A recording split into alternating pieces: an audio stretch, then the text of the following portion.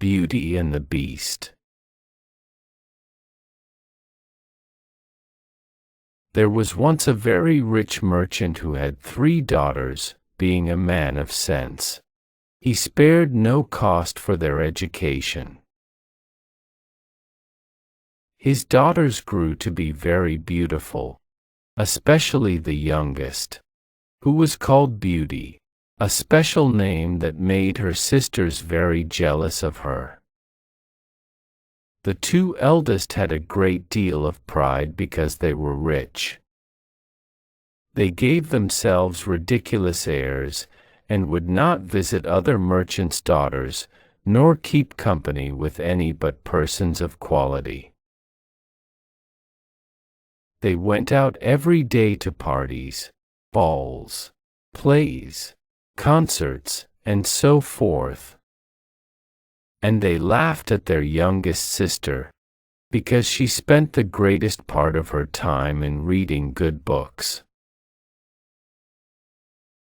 Suddenly, all at once the merchant lost his whole fortune, excepting a small country house at a great distance from town, and told his children with tears in his eyes that they must go there and work for their living.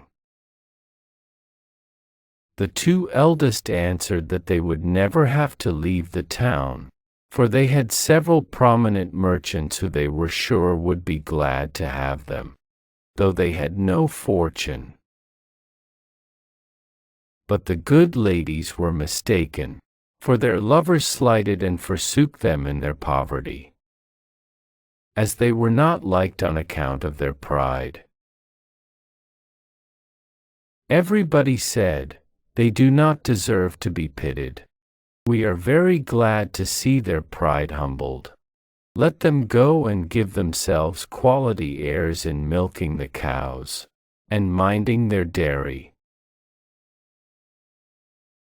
But, added they, "we are extremely concerned for Beauty.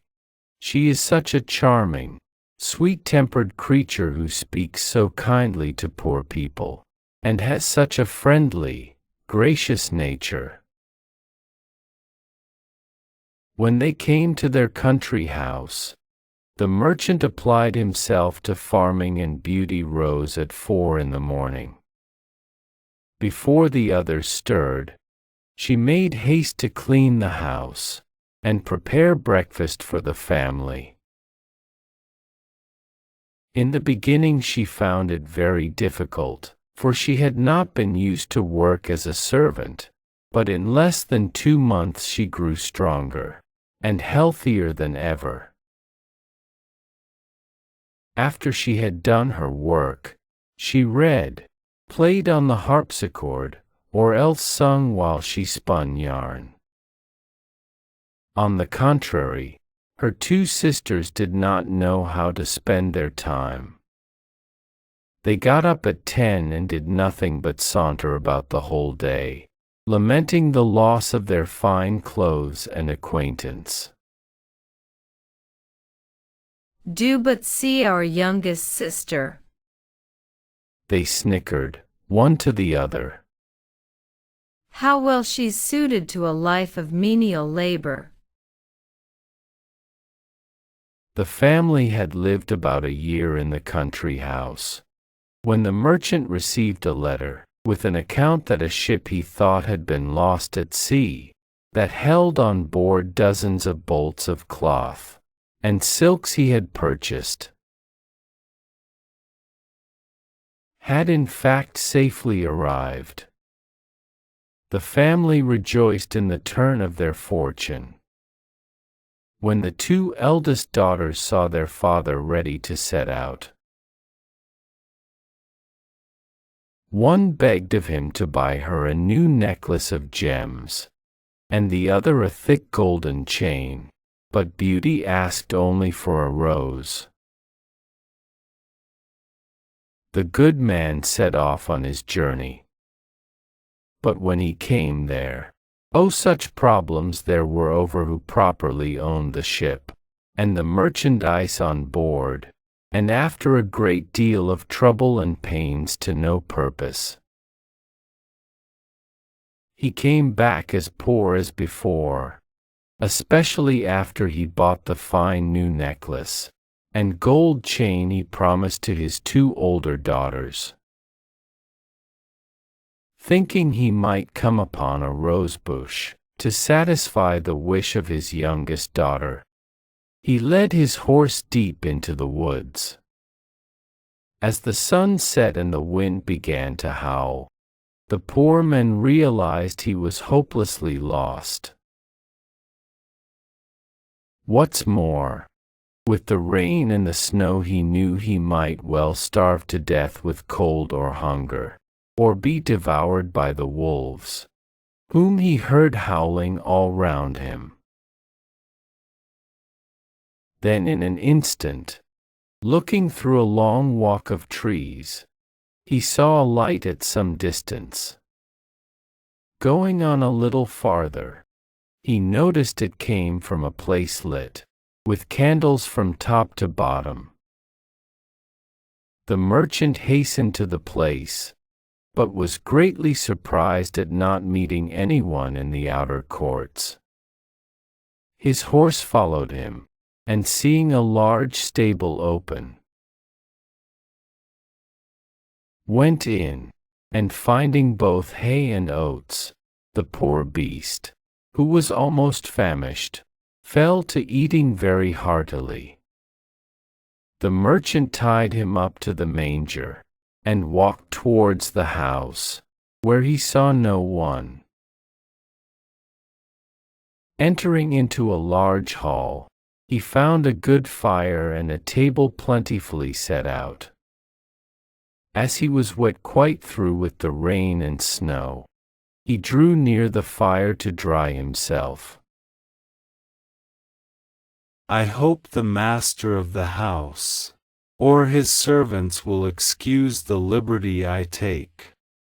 I suppose it will not be long before some of them appear," said he. He waited a considerable time, until it struck 11, and still nobody came.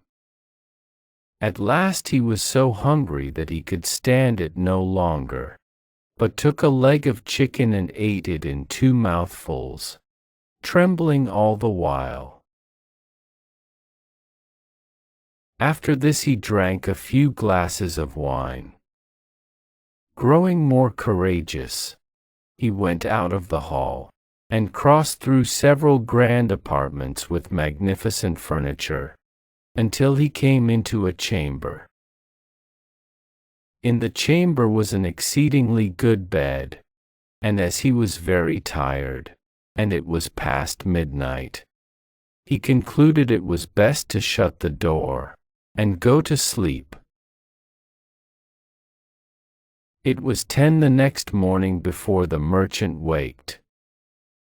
As he was going to rise, he was astonished to see a good suit of clothes laid out on the bed, that would fit him perfectly. "Certainly," said he. "This palace belongs to some kind fairy, who has seen and pitied my distress." He then returned to the great hall, where he had supped the night before, and found some chocolate ready made on a little table. "Thank you, good Madam Fairy, for being so careful as to provide me a breakfast. I am extremely obliged to you for all your favors,"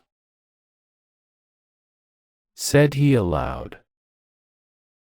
The good man drank his chocolate, and then went to look for his horse, but passing through an arbor of roses he remembered Beauty's request to him, and gathered a branch on which were several. Immediately he heard a great crash like thunder, and looking around he saw a huge monster, 2 tusks in his mouth, and fiery red eyes surrounded by bristles, and horns coming out of its head, and spreading over its back.